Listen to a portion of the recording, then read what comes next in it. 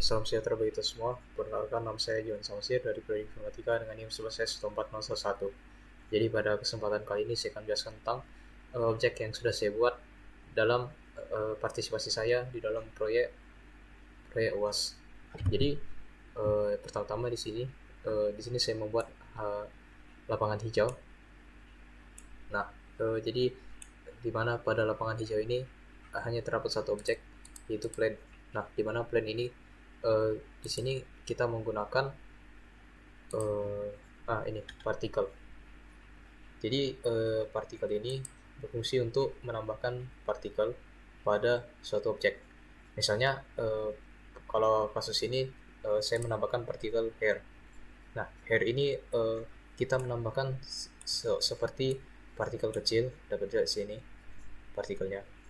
Nah, di sini saya mau buat jumlahnya itu 20.000 dengan tingginya itu 0,5 dan dia terbagi menjadi 5 segmen.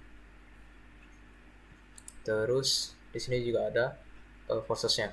Nah, di sini kita menggunakan forces Brownian 0,1. Nah, ini gunanya kalau misalnya ini kan hairnya ini kan agak melengkung ke kiri kan. Jadi inilah kenapa kita pakai 0,1. Kalau misalnya kita bikin 0,2, nanti dia akan lebih melengkung lagi. Nah, kan lebih miring dia kan, miring yang 0,1 tadi. Cuman di sini saya menggunakan 0,1 saja, kan menurut saya 0,1 lebih cocok. Ya. Nah, terus kita berikan warna. Nah, di sini saya menggunakan warna hijau terang.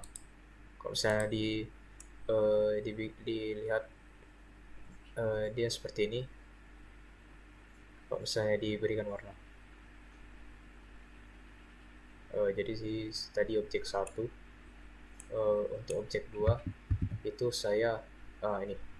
Jadi pada objek kedua yang saya buat itu adalah jalan batu. Jadi seperti yang kita tahu dari jalan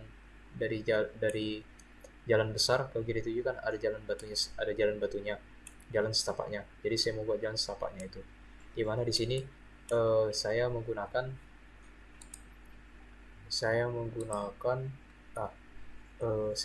add-on cell fracture. Di mana cell fracture ini memungkinkan saya untuk membuat batu-batu seperti ini.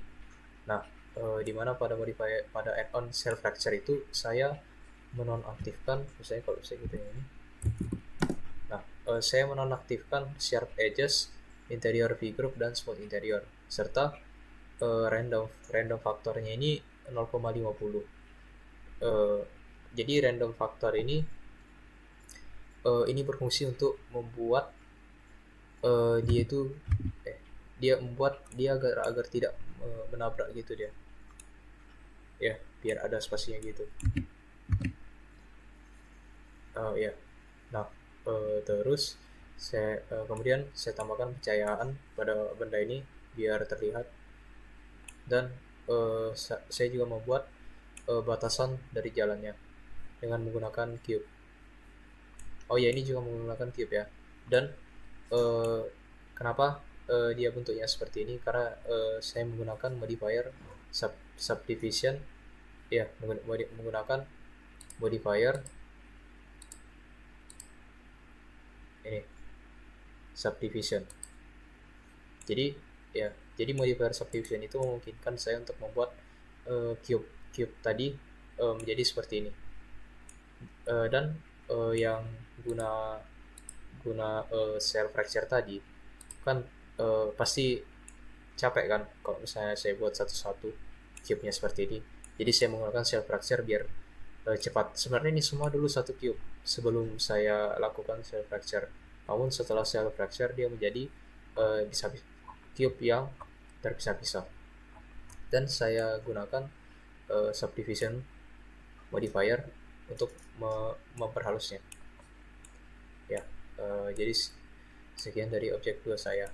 Nah, jadi kenapa saya membuat kedua objek ini? Karena kan lapangan hijau dan jalan setapak ini kan dia harusnya menyatu kan. Jadi ini juga bisa saya satukan. Jadi dia jadi seperti ini. kalau disatukan nanti. Ini mungkin dia kurang turun jalan setapaknya, tapi kira-kira seperti ini. Dan kalau ini juga bisa disesuaikan nanti untuk menyesuaikan dengan kondisi dan situasi dari keseluruhan GD7-nya. Jadi sekianlah penjelasan dari saya tentang objek yang sudah saya buat. Terima kasih atas kesempatannya.